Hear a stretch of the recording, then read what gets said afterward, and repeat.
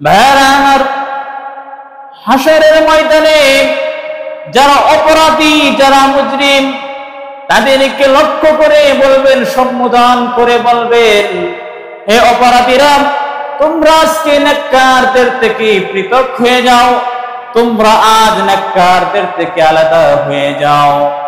কারণ হচ্ছে তোমরা দুনিয়ার মধ্যে শয়তানের ইতাআত করেছো, শয়তানকে মডেল মেনেছো, শয়তানকে অনুসরণ করেছো, নিজের কুপ্রবৃত্তির অনুসরণ করেছো।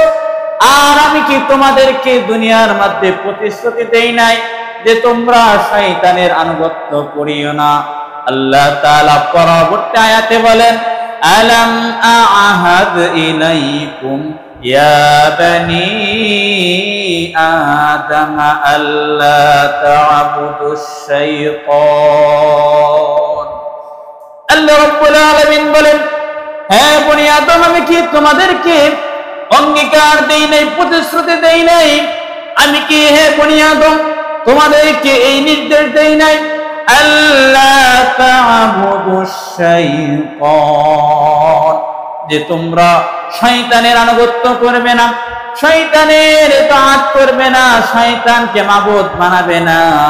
কারণ হচ্ছে ইন্নাহু লাকুম আদুউম মুবিন, কারণ হচ্ছে শয়তান তোমাদের জন্য সুস্পষ্ট শত্রু।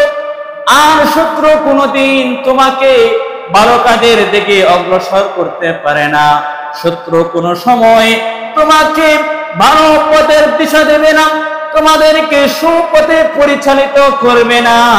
সেই জন্য রবের পথ হচ্ছে সিরাতে মুস্তাকিমের পথ, জান্নাতের পথ হচ্ছে সিরাতে মুস্তাকিমের পথ, সরল সঠিক পথ। কারণ হচ্ছে আমার আল্লাহ তাআলা বলেন, ওয়া আনি'বুদুনি হাদা সিরাতুম মুস্তাকিম। আমার আল্লাহ বলেন, তোমরা আমার ইতাআত করো, আমাকে মানো, আমার আনুগত্য করো, আমার ইবাদত করো। কারণ হচ্ছে আমার পথে চললে তুমি সরল সঠিক পথের দিশা পাবা।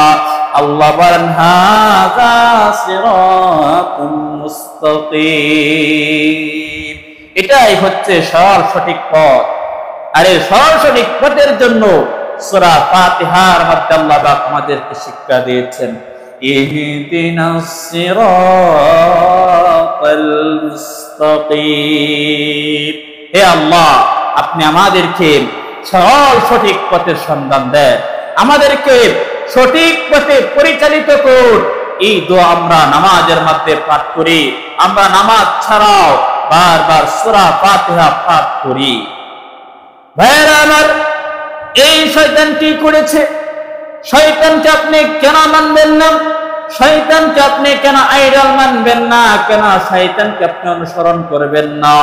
আল্লাহ তাআলা বলেন, ওয়ালাকাদ আদাল্লা মিনকুম জিবিল্লান কাসীরা। এই শয়তান তোমাদের মধ্য থেকে অনেক নারী পুরুষকে বিভ্রান্ত করেছে, গোমরাহ করেছে, সরল সঠিক পথ থেকে বিচ্যুত করেছে। আল্লাহ তাআলা বলেন, আফালাম তাকুনু তাআকিলুন, তোমরা কি বুঝো না শয়তান যে তোমাদেরকে বিভ্রান্ত করার চক্রান্ত করছে, শয়তান যে তোমাদেরকে সরল সঠিক পথ থেকে বিচ্যুত করতে চাচ্ছে? তোমাদের কি এই জ্ঞানটুকু হয় না? তোমরা কি বুঝো না, উপলব্ধি করো না? আল্লাহ বলেন, যারা অপরাধী, যারা অন্যায় করবে, যারা আল্লাহ তাআলার চূড়ান্ত পর্যায়ের নাফরমানি করবে, তাদের ফলাফল কেমন হবে? আল্লাহ তাআলা বলেন, হাযিহি জাহান্নামুল্লাতী কুনতুম তুআদুন। আল্লাহ বলেন, এই হচ্ছে সেই জাহান্নাম, যে জাহান্নামের প্রতিশ্রুতি তোমাদেরকে দেওয়া হতো। আজকে এই জাহান্নামের মধ্যে তোমরা প্রবেশ করো। ইসলাউহাল ইয়াওমা বিমা কুনতুম তাকফুরুন। আল্লাহ তাআলা কাফেরদেরকে বলবেন, আর তোমরা এই জাহান্নামের মধ্যে প্রবেশ করো, তোমাদের কুফরি করার কারণে তোমরা আল্লাহ তাআলাকে যেভাবে মানার কথা, যেভাবে আল্লাহ তাআলার ইতাআত করা সেভাবে তো করো নাই, বরং তোমরা আল্লাহকে অস্বীকার করেছো, আল্লাহর সাথে কুফরি করেছো। সেই জন্য আজকে তোমরা এই জাহান্নামের ভিতরে প্রবেশ করো। আল্লাহ তাআলা যারা দুনিয়ার মধ্যে অপরাধ করেছিল, যারা নাফরমানি করেছিল, তারা কাল কিয়ামতের দিন এই নাফরমানিকে অস্বীকার করবে। তখন তাদের যে অঙ্গ প্রত্যঙ্গ আছে, তাদের যে হাত পা আছে, তাদের যে অন্যান্য অঙ্গ প্রত্যঙ্গ আছে, এগুলো আল্লাহ তাআলার সামনে সাক্ষ্য দেবে এই ব্যক্তির বিরুদ্ধে। আল্লাহ তাআলা বলেন, আল-ইয়াওমা নাখতিমু আলা আফওয়াহিহিম ওয়া তুকাল্লিমুনা আইদিহিম ওয়া তাশহাদু আরজুলুহুম বিমা কানু ইয়াকসিবুন।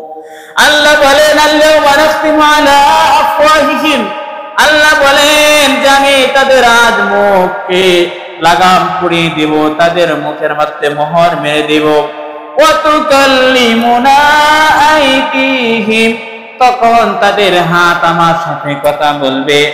ওয়া তাশহাদু আরজুলুহুম বিমা কানু ইয়াকসিবুন, এবং তাদের পা-সমূহ আমাকে আমার সামনে সাক্ষ্য দেবে। তারা দুনিয়ার মধ্যে কোথায় কি অন্যায় করেছিল, প্রত্যেকটা অন্যায়ের কথা তার অঙ্গ প্রত্যঙ্গ বলে দিবে।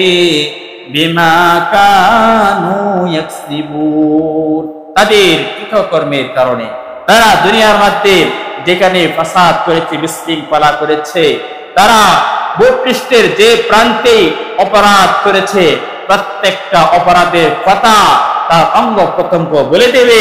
সে আল্লাহ তাআলার সাথে কেমন আচরণ করেছে, প্রত্যেকটা কথা, প্রত্যেকটা বিষয় খুলে খুলে অঙ্গ প্রত্যঙ্গ সাক্ষ্য দেবে এই নাফরমানির বিরুদ্ধে।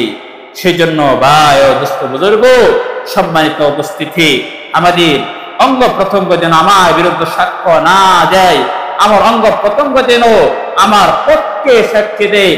আমি যেন আল্লাহ তাআলার কাছে আনুগত্যশীল বান্দা হয়ে হাসর ময়দানে উঠি। আমি যেন আল্লাহ তাআলা এবং তার রাসূলকে পরিপূর্ণভাবে আনুগত্য করি, এই ওয়াদা আমাকে করতে হবে। আল্লাহ পাক রব্বুল আলামিন আমাদের সবাইকে এই আয়াতগুলোর উপর আমল করার তৌফিক